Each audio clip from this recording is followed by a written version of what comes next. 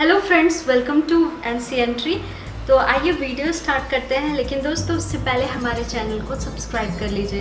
अगर ये वीडियो आप फेसबुक पे देख रहे हैं तो फेसबुक पेज को भी लाइक कीजिए और इंस्टाग्राम पे फॉलो कीजिए और बेल आइकन जरूर प्रेस कीजिएगा। तो आइए वीडियो स्टार्ट करते हैं। राधे राधे, जय श्री कृष्णा। थैंक यू दोस्तों। तो दोस्तों आज मैं आपको भगवान कृष्ण के जन्माष्टमी की कथा सुनाने जा रही हूँ।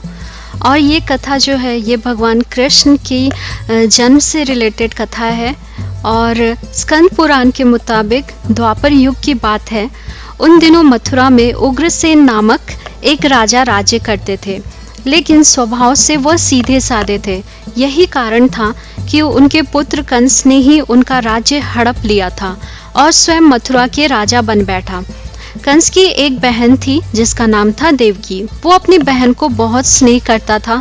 देवकी का विवाह वासुदेव के साथ तय हो गया था और विवाह संपन्न होने के बाद कंस स्वयं ही रथ के साथ अपनी जो बहन थी उसे विदा करने के लिए उसके ससुराल को जाने लगा।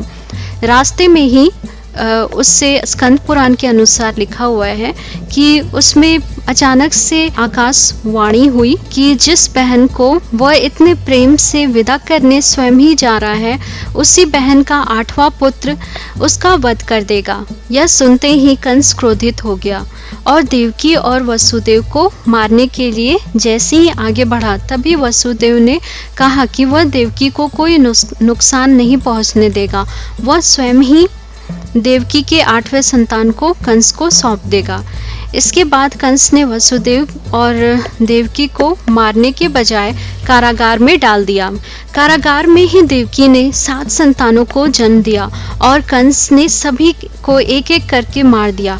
इसके बाद जैसे ही देवकी को फिर गर्भवती हुई, तभी कंस ने कारागार पहरा लगवा दिया और बहुत कड़ी व्यवस्था कर दी।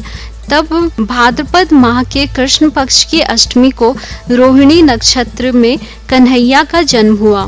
तभी श्री विष्णु ने वसुदेव को दर्शन देकर कहा कि वह स्वयं ही उनके पुत्र के रूप में जन्म ले रहे हैं।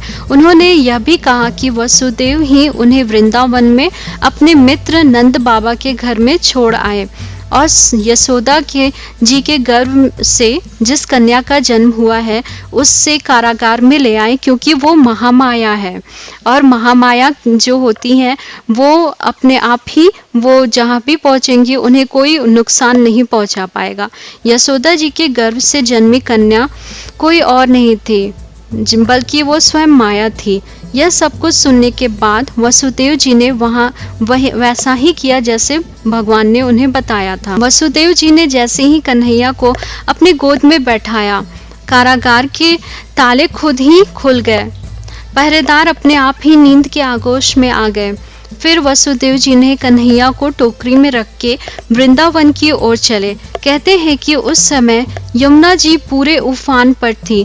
तब वसुदेव जी महाराज ने टोकरी को सिर पर रखा और यमुना जी को पार करके नंद बाबा के घर पहुँचे। वहाँ कन्हैया को यशोदा जी के साथ पास रखकर कन्या को लेकर मथुरा वापस लौट आए। स्कंद पुराण के मुताबिक जब कंस को देवकी के 8वें संतान के बारे में पता चला तो वह कारागार पहुंचा। वहां उसने देखा कि 8वीं संतान तो कन्या है, फिर भी उसे वो मारना चाहता था और उसे हाथ में लेके ज्यों ही उसने पटकने की कोशिश की, त्यों ही महामाया देवी जो थी वो आकाश में पहुंच गई और वहां पहुंच के बोली, रे मूर्ख, मुझे मारने से कुछ नहीं होगा। तेरा काल तो पहले ही वृंदावन पहुंच चुका है और वह जल्दी ही तेरा अंत करेगा। इसके बाद कंस ने वृंदावन में जन्मे नवजात का पता लगाया। जब यशोदा के लाल का पता चला तो उसे मारने के लिए कई प्रयास किए, कई राक्षसियों को भेजा, लेकिन कोई भी उस बालक का बाल भी बांका ना कर पाया। तो कंस को यह एहसास हो गया कि नंद बाबा का बालक ही वसुदेव देवकी की 8वीं संतान है। कृष्ण ने युवावस्था में कंस का अंत किया। इस तरह जो भी यह कथा पढ़ता है, सुनता है और उसके समस्त पापों का नाश हो जाता है। बोलो भगवान कृष्ण की जय। राधे राधे, जय श्री कृष्णा। तो मिलते हैं दोस्तों अगले वीडियो में। तब तक आप सब अपना ख्याल रखिए और बहुत अच्छे से सेलिब्रेट कीजिए जन्माष्टमी। आप सबको वैदिक्स और एनसीएनटी की तरफ से हैप्पी जन्माष्टमी। थैंक यू दोस्तों।